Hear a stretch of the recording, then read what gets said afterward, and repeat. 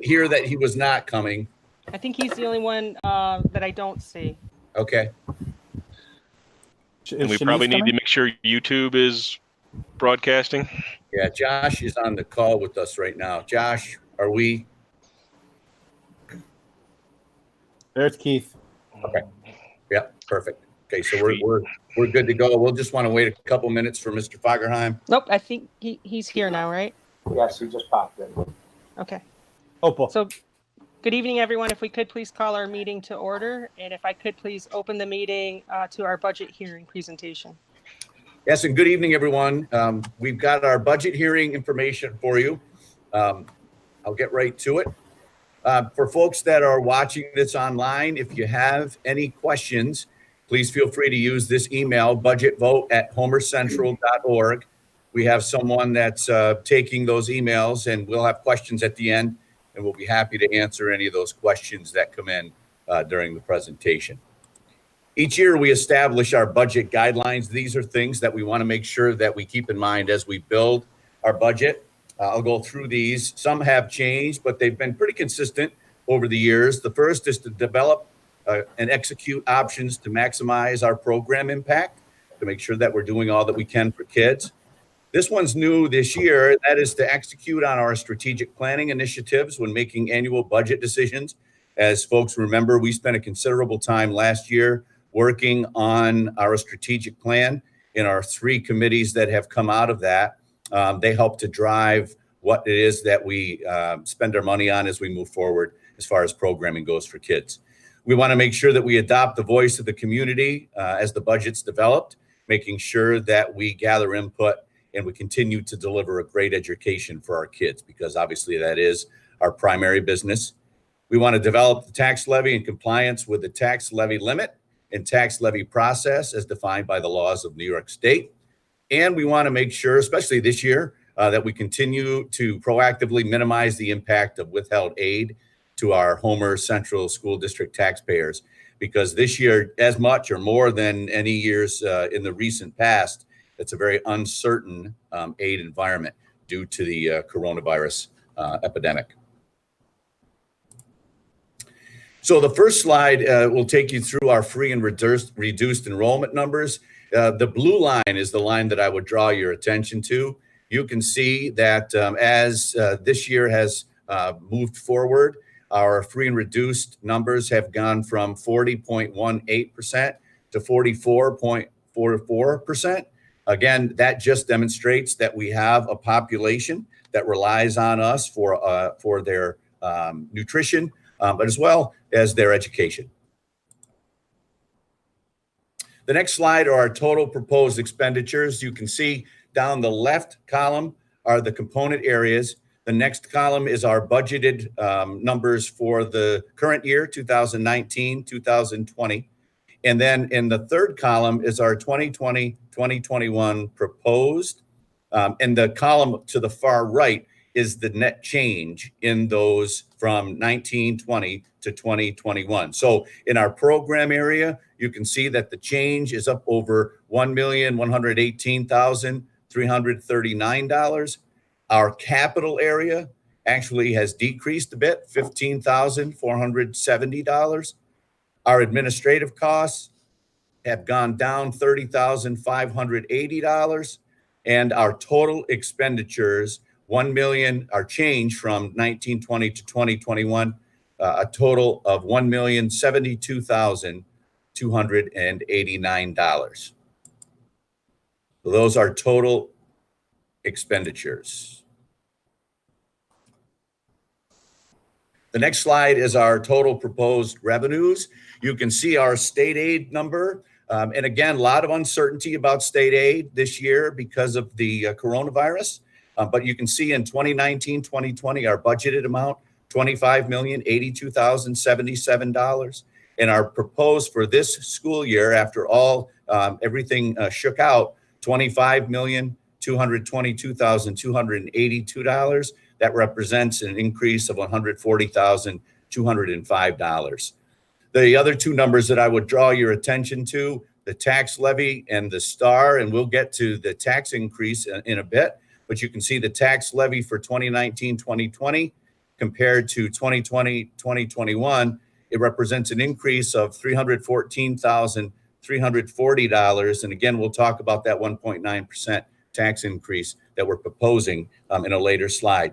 You can see that with the uncertainty around state aid and some of the lack of an increase that we thought we were going to have, we've increased our use of reserves this year. We thought it was the responsible thing to do.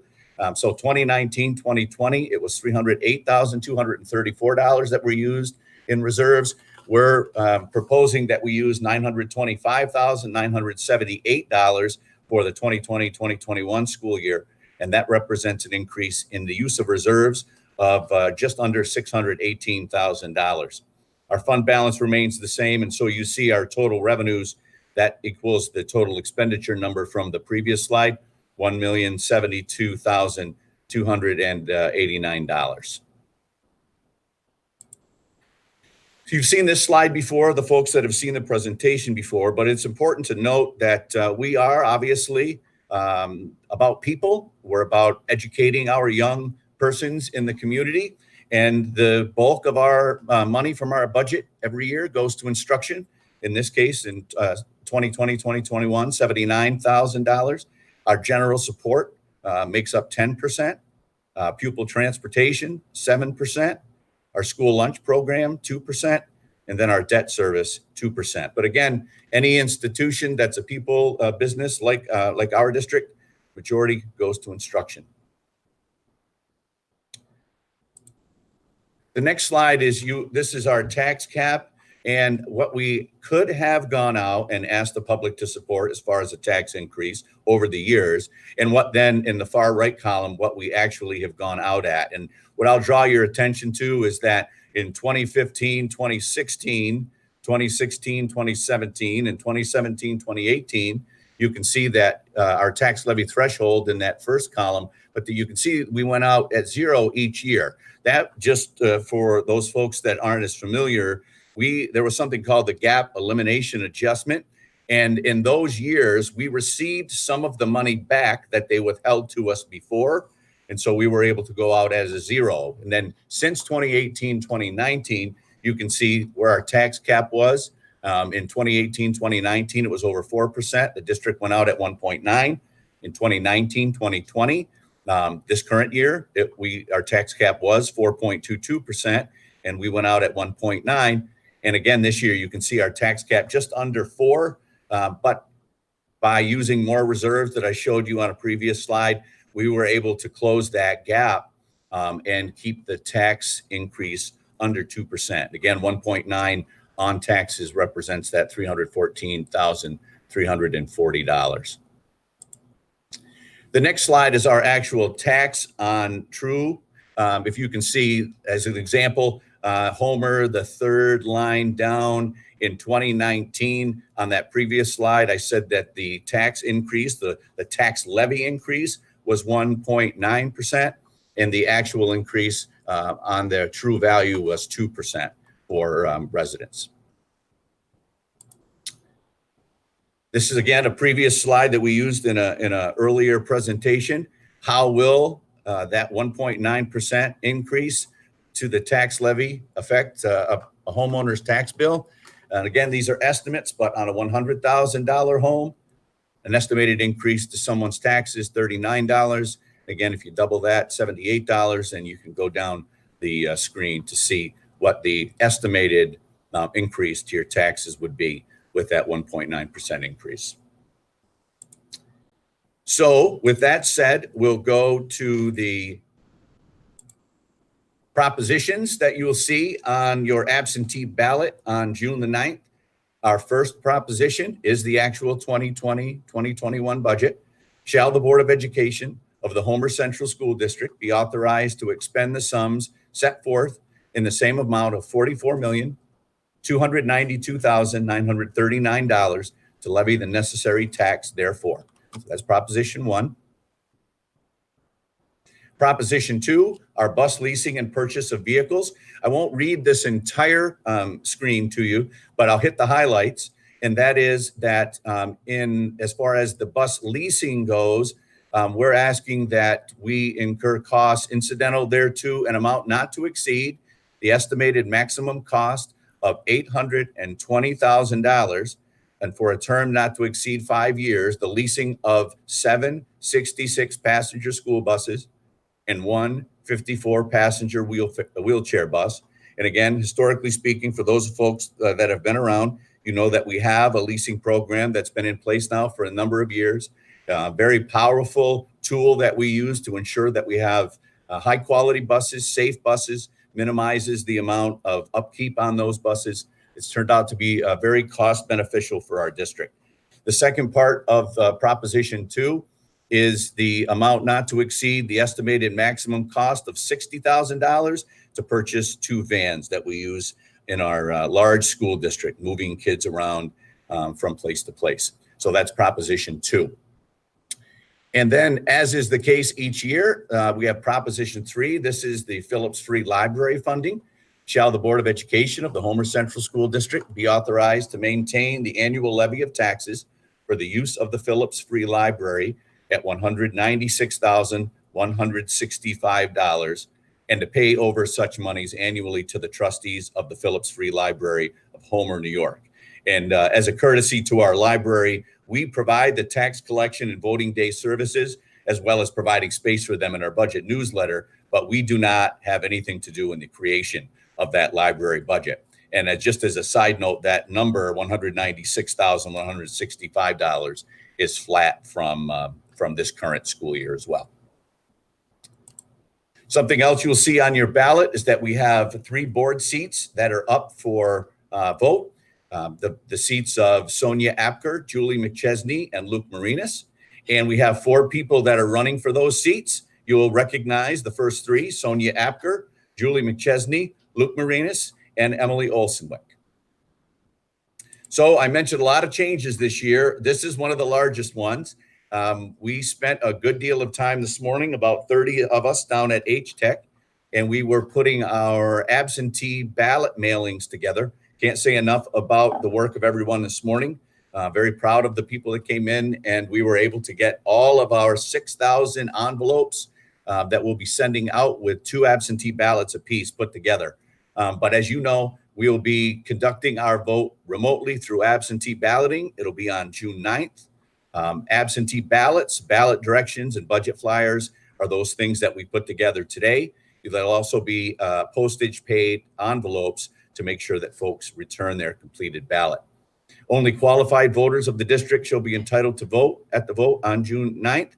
Qualified voter is one who is a citizen of the U.S., 18 years of age or older, a resident of the district for more than 30 days preceding the vote, and who is not disqualified from voting per election law. Some additional information. As I mentioned in our mailings, we put 2 absentee ballots in return envelopes. If folks need additional absentee ballots, or if they fill the one out that they have incorrectly, they can obtain a new one by letting Mrs. Yakovone know, either by phone or emailing at that email address that we publicized earlier in the presentation. And please make sure that folks provide their name and address. The key is returning your absentee ballot on time. All absentee ballots must be returned to our district by 5 o'clock. That's on the day of the vote, Tuesday, June 9th.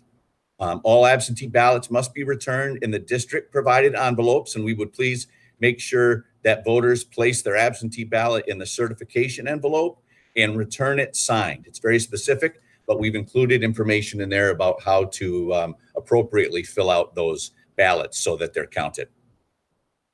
The next slide is the actual ballot that you will see, 2-sided ballot. The first side has the 3 propositions that I spoke of. Very easy to fill out, just a yes or no. Fill in the bubble. We've been bubbled to death over the years. And then on the back, you'll see the Board of Education members. Again, vote for any 3 of the 4, and there's a space for write-in candidates as well.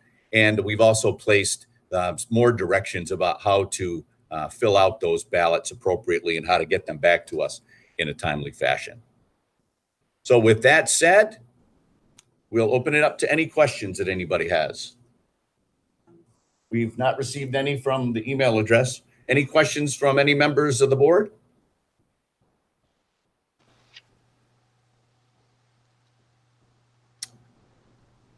Okay, thank you very much.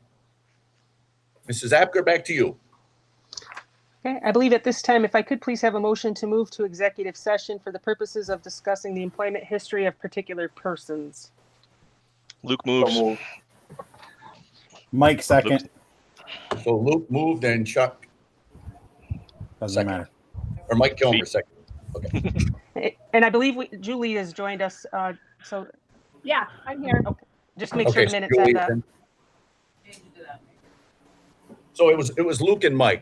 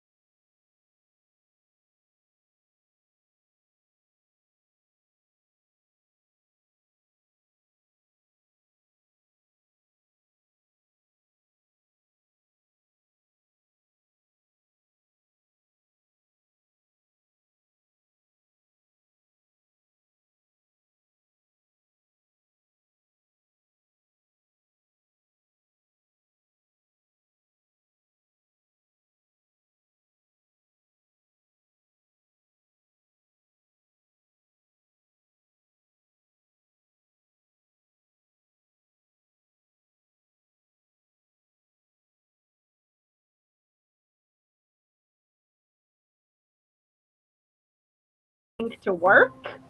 The budget vote email? Yeah, she said that anyway, she had a question. She had texted me. I was going to email everyone after this, but seeing as we're talking about it, that the person that's running for the board that's not currently on the board, she had never heard of. And she wanted to know if there was a place that people could go to find out more information about each of the people that were running, and tried to submit that question. Usually the League of Women Voters does a question and answer. We've not been contacted by them yet to do anything virtually, but usually that's who does the Meet the Candidates night. Mike, Cortland is doing it virtually. So you might need, I don't know if we need to reach out to them or what, but they do have one set up. All right, So is it the League of Women Voters doing it, or? I believe so. I guess I could be wrong. I just know they're having one. Okay. all right, let me just verify that we're back, and I don't see Josh's name on my list here.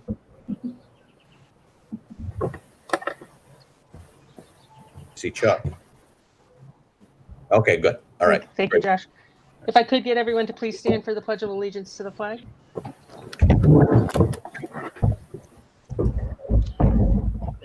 I pledge allegiance Pledge allegiance to the to the flag of the United of the States United of America, States And to the and republic for which it Republic stands, for which it stands, one nation, Nation. under God, under God, indivisible, Indivisible. with with liberty and justice for all.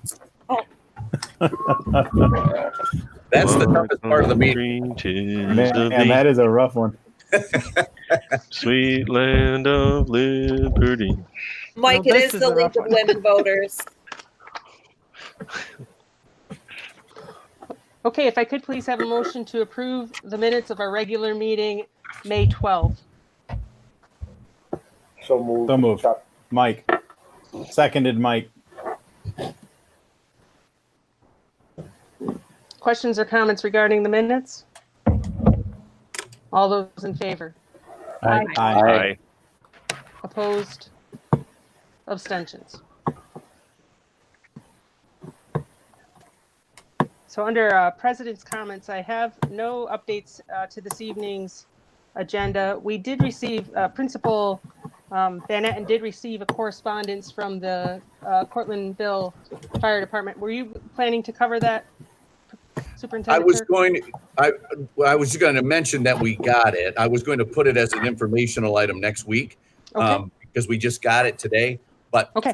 So I am in receipt share. of a copy of a correspondence, a very positive that will be shared with us shortly. Superintendent Turk, comments from you? Yes, and I would just add to what you mentioned, Sonia. We did receive another letter from a family, actually the grandparents of one of our seniors, congratulating or thanking us for our Blue Pride senior celebrations. And I'll share both of those and any more that we get in the informational section next time. What I wanted to cover really quickly, the uncertainty, some of the uncertainty now about the remaining portion of the school year is coming into focus. Last Friday, I was able to communicate to our public that pending your approval tonight, the last day for students would be the 15th of June, the last day for staff, the 16th. We also found out from the governor's office that our summer school will be a virtual summer school. And I think I had mentioned previously that we had already begun planning with that thought in mind. And we have had regular meetings talking about what that would look like by building. We'll be doing it a bit differently. Obviously, it's virtual, but we're also looking to maximize the number of students that we can positively affect. Because one of the things that we know as a result of them being at home, even though our teachers have done a wonderful job, there are going to be some gaps for students than we would have anticipated had we been here full time. And so our summer school planning will be trying to keep in the forefront, that what platforms can we offer that will positively affect the most students. And we'll be giving you more information as those plans come into focus. We also have put our plan in place that the principals will soon be communicating to our community about the last week of school in June, and getting the student belonging back to the students. As you know, when they left rather quickly. And we anticipated having them come back, and unfortunately they were not able to. And then also we want to make sure that we get any school materials that we need back. And so we'll be communicating those. And then later in the meeting, I'll share with you some information about some senior activities that Mr. Bennett has put in the memo for you. So those were my comments. Thank you, Superintendent.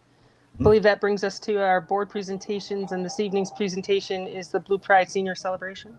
Yes, I wanted to share about a 4-minute video with you. We have a person that helps work on our social media and website and trying to make sure that all of those good things that are going on in our district are shared with our community. And he put together a short video that was shot over the 3 days that we moved around the district. And I want to share that with you, if I may.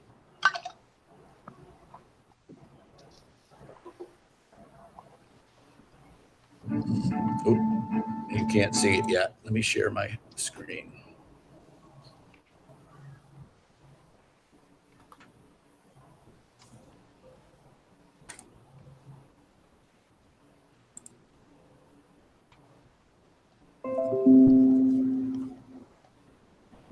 Okay, are you able to see the video at this point? Yep. Yes. Okay.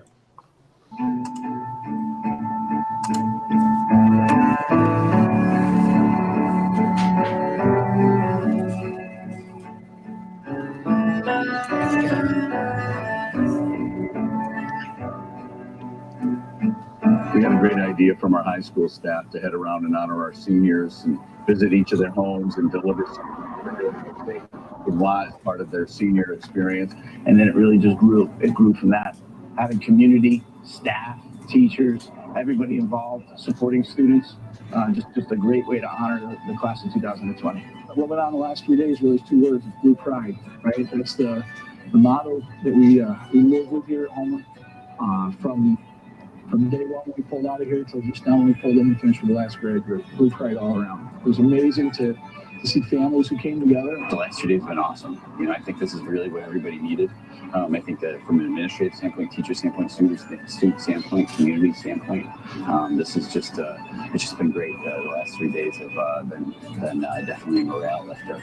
We had the Homer Education Foundation created these lawn signs that they were able to put on there, and a blank one as well, so that they could decorate and we could invite them to bring it to the high school lawn. Our juniors came together and said we didn't have our prom yet, but we got some prom favors, so we gave out, prom favors for the mugs that our juniors had for the prom that some of the seniors would have gotten every senior.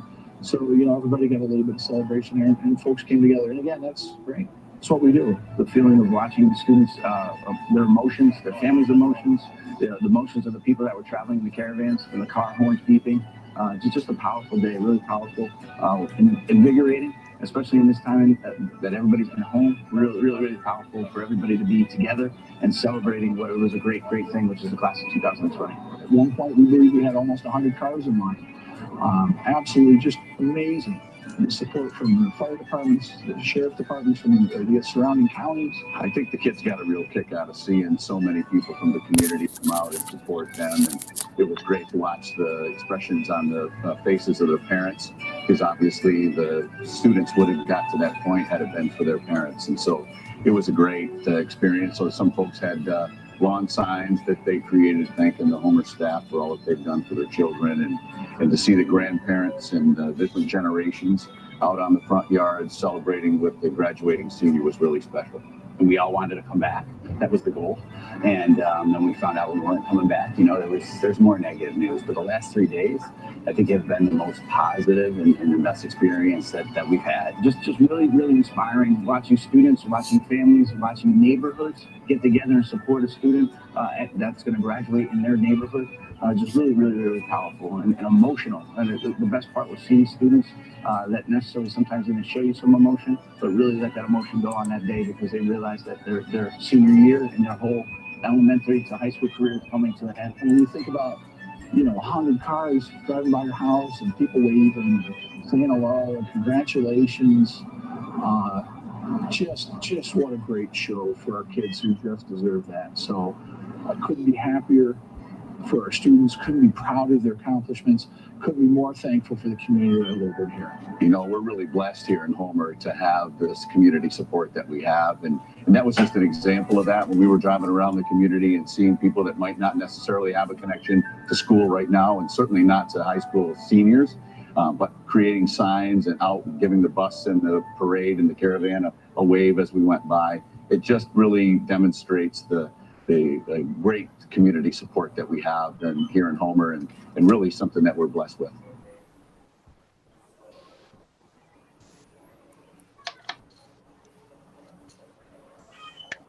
So again, it was just a real positive 3 days, and I just wanted to take a minute to thank everybody that put that together. And it was needed. As one of the folks mentioned on the video, something that was really needed, and it was a real community boost. And we hope that some of the other activities that we have planned between now and graduation help to accentuate that. So with that, I'll turn it back to you, President Apker.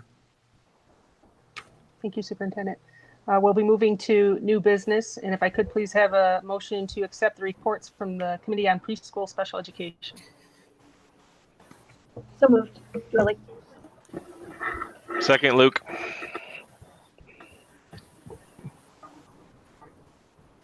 Questions or comments regarding the preschool recommendations? All those in favor? Aye. Aye. Opposed? Abstentions? If I could have a motion to accept the reports from the Committee on Special Education. So moved, Aaron. Second, Julie. Questions or comments? All those in favor? Aye. Aye. Opposed? Abstentions? If I could have a motion to approve the budget transfer. So moved, Mike. Second, Chuck. Questions or comments? All those in favor? Aye. Aye. Opposed? Abstentions? A motion to accept the donation? So moved, Chuck. Second, Mike. Questions or comments? Much Thank you obliged. very much. All those in favor? Aye. Aye. Opposed? Abstentions? Motion to approve the disposal of items? So moved, Luke. Second, Mike. Oh, Denise has it. Questions or comments? I don't know what we're going to do without a broken guitar.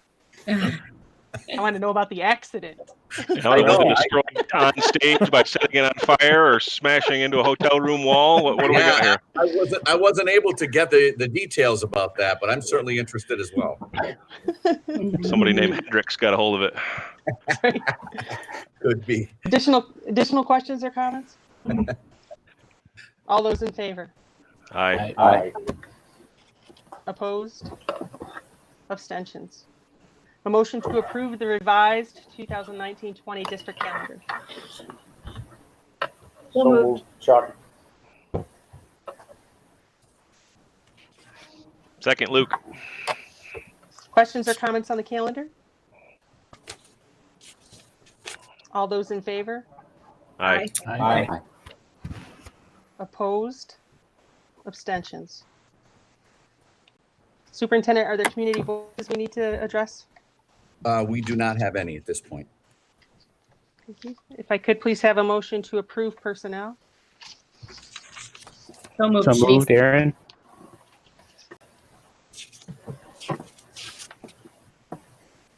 Second, Mike. Thank you. Questions or comments? All those in favor? Aye. Aye. Opposed? Abstentions? Informational items, Superintendent?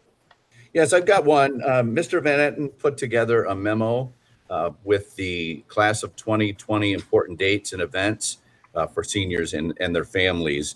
And I wanted to share that with you and point out a couple.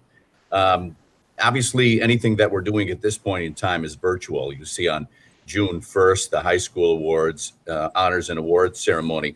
We're getting a lot of questions about graduation, as you might expect.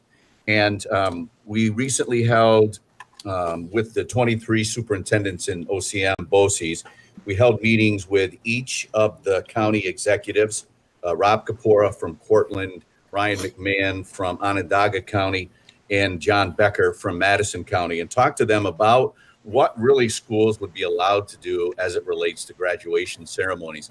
And what was decided out of that was that each school district would put together graduation proposals and send those to the Department of Health, and that the Department of Health would be able to say yay or nay as it related to those plans. So Mr. Van Etten and Mr. Pasquarella have been working with a group of folks here at the high school, both parents and students, and asked them about what they valued in graduation ceremonies, what they came up with, and what we submitted to the Department of Health were really 3 scenarios.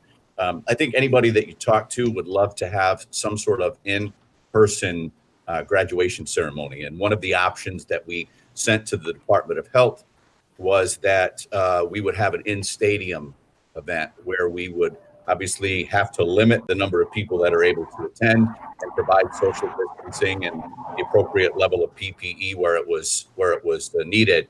That was option 1. Option 2 was a ceremony that would have an in-person component to it, but less than option 1. And that would be utilizing the front of the elementary school. We would do some of the graduation virtually. We would have whatever we could pre-record, have it pre-recorded, but that we would have a car parade, for lack of a better term, where we would have cars line up at the intermediate junior high school and then work down Clinton Ave to Main Street into Park Place. And we would have a stage set up in front of the elementary school where we would allow parents, families, and students to get out of the cars and actually receive their diplomas on site. If we were able to do any valedictorian, salutatorian speeches live, president of the class as well, we would do that. And then after the graduate would get their diploma, they would get in the car and they would move. So the line would move. That was option 2. And then the most restrictive option would be simply a drive-through. We would utilize the elementary school, like I mentioned to you, but that it would not have the ability of anybody to get out of the car. You would have a limited number of people up on stage just to make sure that the diplomas moved, and then diplomas would be delivered to each vehicle. This would all be on Facebook Live if we went with any of those options. We're talking with the radio station about possibly broadcasting some, if not all, of the graduation ceremony on their radio station as well. So if you think about how it could work, if you're a graduate in a car, although you wouldn't be in front of the elementary school the entire time, but you could watch it as you're in your car moving to that place where it's your turn to go and get your diploma. So we have not heard back yet from the Department of Health, but what I'm getting from the interim director there is they're really not able to say yes or no. They can give us what they think. They can give us guidelines that have been handed down to them, but that ultimately that's more of a state level decision. But either way, with any of the 3 options, I think we have one that we can use. What we didn't want to do was plan something that would put us in a position where we didn't have a fallback. And so worst case scenario, we would have option 3. But as soon as we get more information about that, we'll make sure that we share it and share it with our community. Again, a lot of work has gone into that. I thank Mr. Van Etten and his group for getting us that. But I wanted to at least get that information out there, the information that we have so far. Any questions about that? I have a question, Shelley. You said parents and students were invited to a committee? There is a committee. Mr. Van Etten has been talking with folks for a while. Yep. Like a certain number of people or just anybody that called in? I'm not sure the format, Shelley. I can get you that information. And certainly I know in talking to Mr. Van Etten, he's interested in as many opinions as he can. I know that there was a survey that was conducted to try to gather some feedback as well. So it's a little difficult, obviously, in this virtual world that we live in now. But certainly, if folks are interested in continuing that conversation, I know that he would be more than happy to accommodate. Tom, Okay. I had heard similarly that that information was also being gathered on the governor's request. So I think some of that's working its way up for review at that level. Yes, yeah, and that's what we got again from the Department of Health, that while they could give us their input, it certainly wasn't the final answer.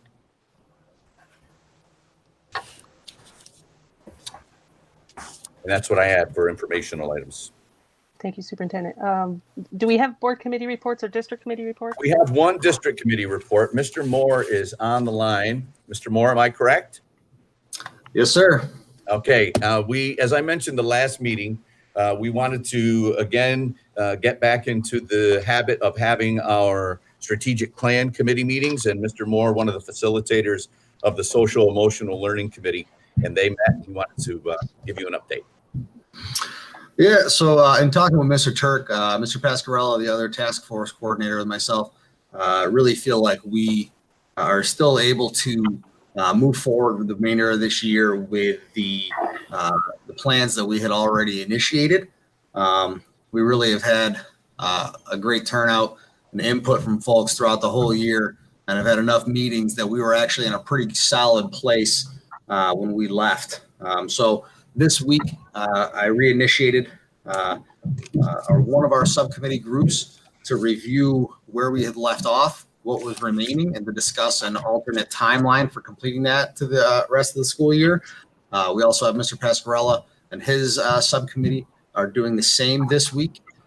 So we have come up with an alternate timeline in which we believe we can have recommendations presented to our entire task force, as well as to our administrative team by June, at which we would be able to present our recommendations to the Board of Education in July. So we had an initial meeting to update and revise our timelines. We'll be meeting again. I know I'm meeting Thursday. I think Doug is meeting tomorrow. So we will continue to update our plans and report to you guys in our board meetings. But we believe we can conclude the tasks that we took on for this school year. Questions for Chris? Thank you, Chris. No problem. Board member activities.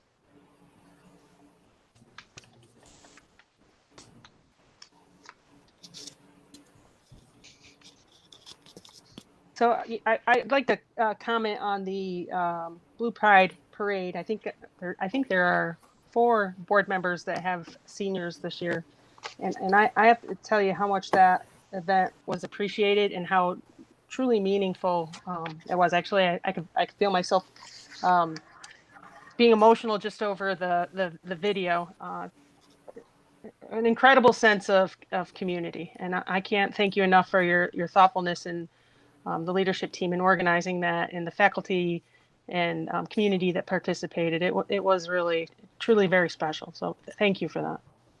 Yeah, I thank you too. The work that people put into that was incredible, and I got regularly emotional all 3 days. Just seeing the reactions of a couple of parents just ate me up, where they were in full cry, and I had to turn around and get back on the bus and act like it didn't bother me. But no, it was great, and again, a lot of work on a lot of people's part to make that go as smoothly as it did, and just to see the number of people come out and follow the parade was awesome. Just awesome. I would share too the impact it had on non-senior students. I have 3, 2 in the high school and 1 in the junior high, and we came out onto our porch unfortunately we couldn't join in, but it meant a lot to them to see their teachers and to see the community supporting their schoolmates. And so it was a huge impact even for the non-seniors. We were joking on the bus that this probably will have to be an annual event, even if we're not in this situation moving forward.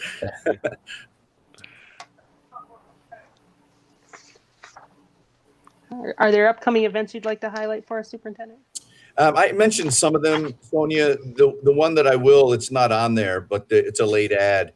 and anyone that's involved with it would have received an email. But tomorrow night, the Music Boosters are having their virtual awards ceremony. So that's an additional one. That's at 7 o'clock, I believe. And those of you that have children participating in that should have received that email link. But the others are on Mr. Van Etten's information sheet that I shared with you. But before we know it, we're going to be in June. Okay, if I could please have a motion to adjourn. So moved, Mike.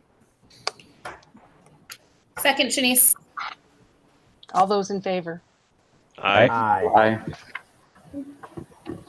Thank you, folks. Have a great evening. Thank you, everyone. Thank you, Have a great Superintendent. evening. Bye. Thanks, everybody. Adios.